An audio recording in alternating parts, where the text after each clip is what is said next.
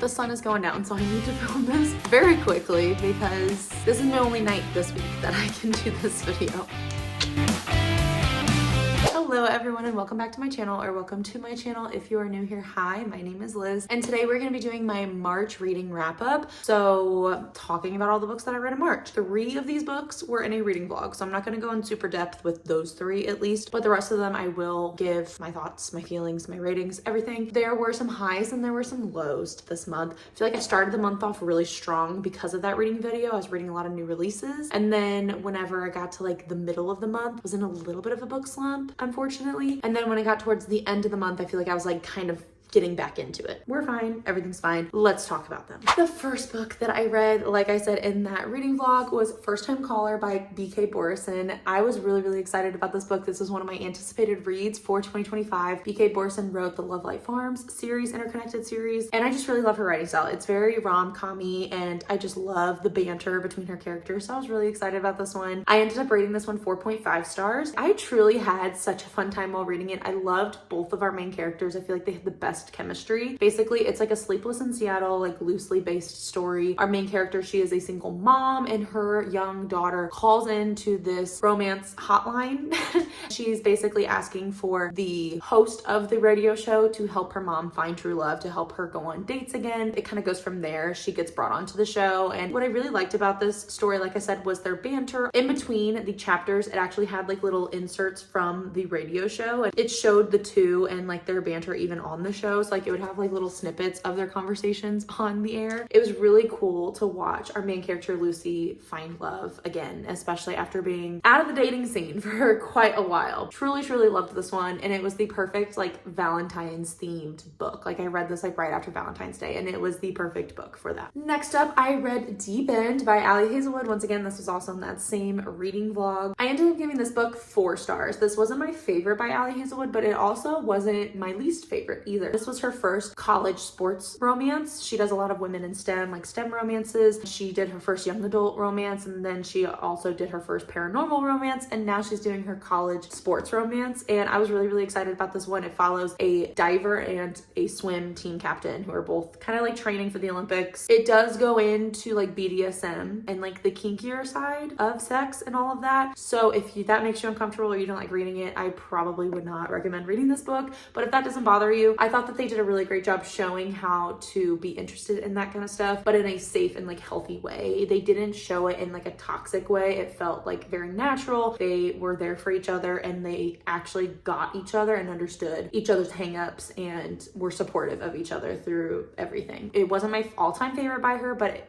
I still had a good time while I was reading it. In that same reading vlog, the last book I read was Scythe and Sparrow by Bren Weaver. This is the 3rd and final book in the Ruinous Love trilogy, which is the Butcher and Blackbird books. This is definitely more dark romance. It's like a funny rom-com, but with dark humor, essentially. All of these books follow like a serial killer falling in love with someone. This one follows our 3rd and final brother that you learn about, and you see glimpses of him and the girl in this book throughout the other 2 stories, so I was really intrigued to finally get their story. Our main girl, she is a motorcycle performer for this traveling circus, and our guy, he is a doctor, so she is the serial killer in this story, so it's kind of a flip on the past books, and he's the one who's like trying to save lives. I gave this 4.25 stars. It wasn't my favorite. I think Butcher and Blackbird will stay my favorite, but I think this was probably my 2nd favorite, and then I would say Leather and Lark. But I still really enjoyed it. I feel like this whole trilogy was so fun to read. If you are not a huge romance fan, but you are wanting to get a taste of it, I feel like this trilogy would be really great, especially if you are a fan of fantasy or if you have a darker sense of humor. It definitely fits that vibe right there. The next book I actually read for a fantasy book club that I'm in, and that is Grave Empire by Richard Swan. This is more of like a traditional fantasy. I actually was very confused for a while. I didn't know if it like was true fantasy because it didn't seem like there was a lot of magic involved in the story, but I ended up giving this one 3.5 stars. It wasn't my favorite. I wish it had some more stuff to it. Like it felt a little confusing. A lot of world building, a lot of vocab that you're trying to learn, especially in the first few chapters. It was very confusing trying to get used to this world and these characters. You're following 3 different characters throughout the story. Each of them are going on their own kind of like mission. A loose premise is there's this plague that is threatening this continent. They're trying to figure out the root cause of this plague. Each of the 3 are kind of taking their own paths in doing so. so. There's this prophecy that these monks have been talking about for centuries called the Great Silence, and so they're saying that this plague is the beginning of this Great Silence. That's kind of all I can say. It's hard to describe this book completely. It felt more gothic as well. Like it was a darker, more like mysterious, ominous type world. It took me like 80 pages, but once I kind of figured out what was going on and like the order of the chapters with the different characters and their different missions that they were going on, I feel like I was more invested in the story and I actually cared about what I was reading. And after that heavy fantasy, I needed to reread a comfort read. And for me, I was rereading Funny Story by Emily Henry. I gave this book 5 stars last year. I still give it 5 stars this year. I absolutely love this story and these characters. I love this author. I'm so excited for her next release, which comes out this month. This story follows our 2 characters who have just been broken up with. Both of their significant others end up together. He needs a roommate and she needs a place to live. So they move in together and they kind of start this friendship based on the fact that they've both been dumped by the 2 people that they care most about in the world. There's a little bit of fake dating because they're trying to make their exes jealous, but that wasn't even the focal point, which I enjoyed. I'm glad that that wasn't the main thing in this book. You actually get to see them become true friends and actually caring about each other and what they're going through, trying to dig into like their issues from their past and the healing and the grief that they have to go through. These 2 characters have my heart and soul. I'm obsessed with Miles, the main guy. He is the perfect book boyfriend I've ever read. They also go on a lot of like adventures together, which I really loved seeing, watching them go outside of their comfort zone and like him trying to show her the area more so that way she can feel like more of a local. And I just thought it was really beautiful. It was a really, really sweet story. Next, I read Heavenbreaker by Sarah Wolf. Oh my gosh, guys. I went on a roller coaster ride with this book. I started reading it at the beginning of the month and then I knew I wanted to do my reading new releases reading vlog, so I had to put it down. I only got like 50 pages in. I did that video and then I had to do my book club book. So this book kept getting pushed to the back burner, which is very unfortunate because I feel like that is what reflects on my rating. I ended up giving it 4 stars, but I feel like if I had read it at the right time, like if I had waited to start this until I was actually ready to read it, I would have rated it higher because I still think about this book even now. I loved this story and I loved these characters, but I do feel like I wasn't as connected as I could have been since I had to like push it back so much. This is more of like a sci-fi fantasy mixture. The best way for me to describe it is it's kind of like Pacific Rim. If you've ever watched that movie where the people go into those giant metal robots and like they move or think and the robot does exactly what they want it to do and they kind of are like fighting in these robots. That's kind of essentially what this is. It's like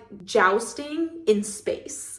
Earth is not habitable, so they live in space on these like ships essentially. And there's these different houses, these different like family houses. And our main character, it starts off with her literally assassinating her father, like on the first page. She just killed her father. And the reason why is because her parents were not married and her father is trying to get rid of her. He doesn't want her to carry on her family name, her family legacy. Every person in this house has a person who's like the jouster, like their champion. And they do these different jousting tournaments in these giant robot things. They try to describe it like it's not a robot, but it definitely is a robot. It does involve AI and like when you go in, your brain kind of connects with the machine. I just was so engrossed while I was reading this book. I was so invested in this world, in these characters. You're following our main girl, like I said, who kind of has nothing to lose. She's trying to join this jousting tournament and win so that way she can get revenge on her father's family. And then you're also getting another character who is another champion from a different house. It's kind of like the love interest a little bit. Definitely not the focal point of this book. If you are wanting like a true enemies to lovers, this kind of satisfies that a little bit, but the romance definitely was like a very small portion of this book and the story. But I loved it. The crumbs I did get, I was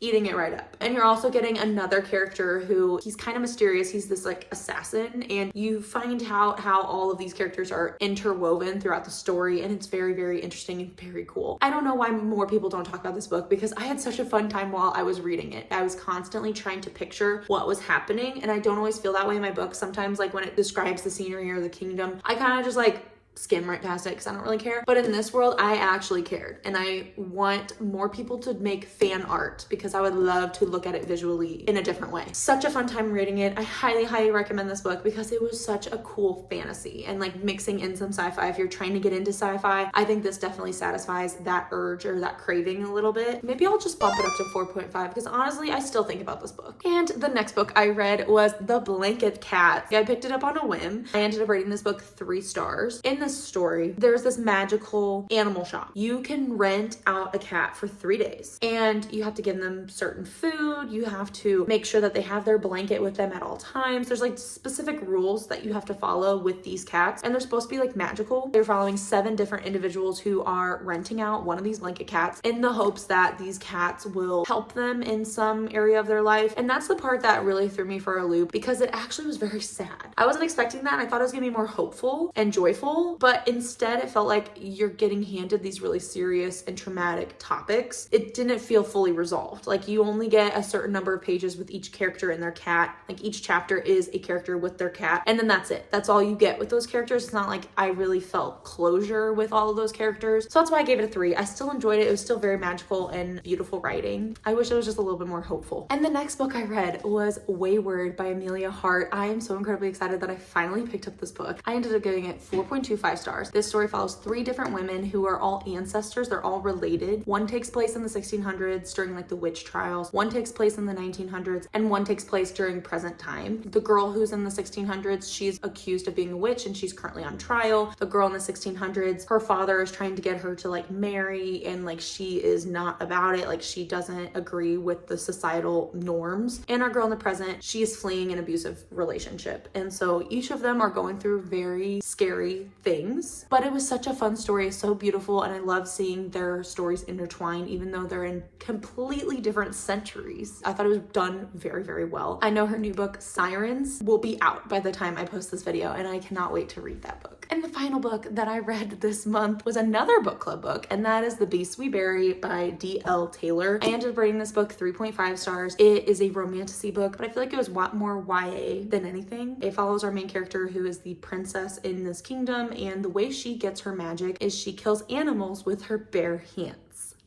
You heard that right. So she will kill an animal, and then that animal's soul goes into her, and then she can use that animal as like a weapon, essentially. It was very dark. The animal cruelty that was described in this book very much took me by surprise. Our other main character, he's like a thief in this world, and he gets a job at the castle. And so the entire time he is basically manipulating our main girl to help him with these tasks. But at the same time, she's trying to prove that she's not a monster, because everyone thinks that she's the worst, but she's actually forced by her father. So it was a very interesting mixture. Also, the slow burn was slow burning. I barely got any crumbs in this slow burn. It was weird because like the romance felt very young adult, felt very young, but then the animal cruelty felt very old, like new adult. So it was a very weird contradiction, very weird mixture in this book. That's why I gave it 3.5 stars, because I feel like it had so much potential at the beginning, and then it kind of let me down by the end. Like the last third of the book, I wish was written a little different. I felt like it definitely wrapped up, and there's gonna be a second book. And I was kind of confused, like, why are you writing a second book? Like, you could have just ended it. I don't think I'll probably pick up the second book, but I did think that this book, it had some really cool elements in it. I thought the magic was really interesting, getting to learn about that and seeing our main character kind of struggle with the darkness within her.